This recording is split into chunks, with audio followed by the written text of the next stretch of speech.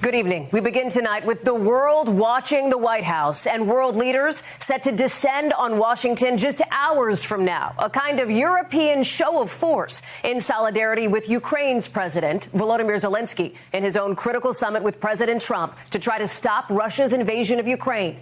On the line, no less than the future of that country, just a few days after the Trump-Putin talks in Alaska and 6 months after a stunning Oval Office blow-up between Presidents Trump and Zelensky. So will tomorrow look different or just as difficult with the diplomatic stage now set? We have team coverage tonight from Washington to Kharkiv, starting with our Vaughn Hilliard at the White House. Tonight, Ukrainian President Volodymyr Zelensky returning to the White House for his pivotal meeting tomorrow with President Trump. Zelensky will come flanked in solidarity by European leaders, the UK and Italian prime ministers, the presidents of France and Finland, the German chancellor, and the heads of both NATO and the European Commission. Ukraine can always count on Europe. Zelensky in Brussels today. We are deciding what we are going to discuss in Washington. Hoping for a different outcome than his last visit to the Oval Office in February. Have you said thank you once this entire meeting? No, in this entire meeting, have you said thank you? You don't have the cards. The White House still trying to mediate an end to Russia's war. After Trump's stately fanfare and sit-down with Putin Friday, his negotiators largely tight-lipped about the details. Can you name one thing that President Trump is asking Russia to give up in order to get peace?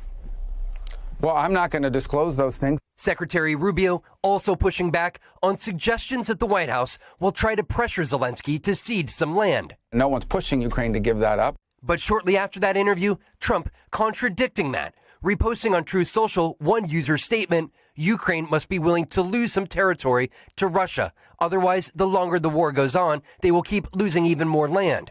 Former National Security Advisor Jake Sullivan rejecting assertions that Russia is militarily winning. Russia right now is trying to achieve diplomatically what they cannot achieve militarily. And in a pivot, Trump, earlier this year, not committing to future security protections for Ukraine as part of any deal. I'm not going to make security guarantees beyond very much. We're going to have Europe do that. Today, though, his special envoy, Steve Witkoff. We agreed to robust security guarantees that I would describe as game-changing. Vaughn is joining us now from the White House. And with so much at stake, Vaughn, it's possible the meetings tomorrow could be lengthy. That's right, Hallie. Secretary Rubio suggesting tomorrow's meetings could last 6, 7 or more hours. And President Zelensky is already saying he wants a follow-up meeting to this one that includes Vladimir Putin, though said today he's been given no sign by the Russians that Putin is willing to do it. Hallie. Vaughn Hilliard live for us at the White House tonight. Thank you. Overseas, the people of Ukraine holding out hope tonight that peace could finally come to their country. Our Richard Engel reports from Kharkiv.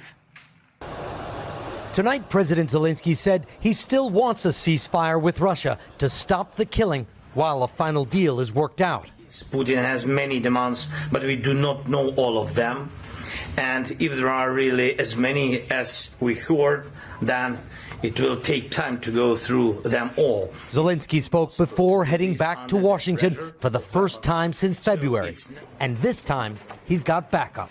Zelensky is clearly hoping to avoid the embarrassment of his last visit when he was overtalked and ultimately kicked out of the White House.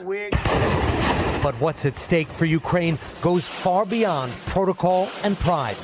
Russia occupies 20% of Ukraine, and President Putin has said all of that territory and more is his price for a deal.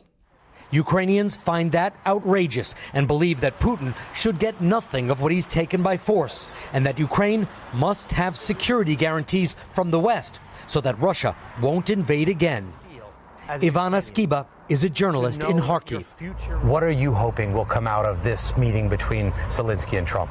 My hope is that Western world or democratic world still exists, that we still have common values, common dignity. If we give up land, this war will continue.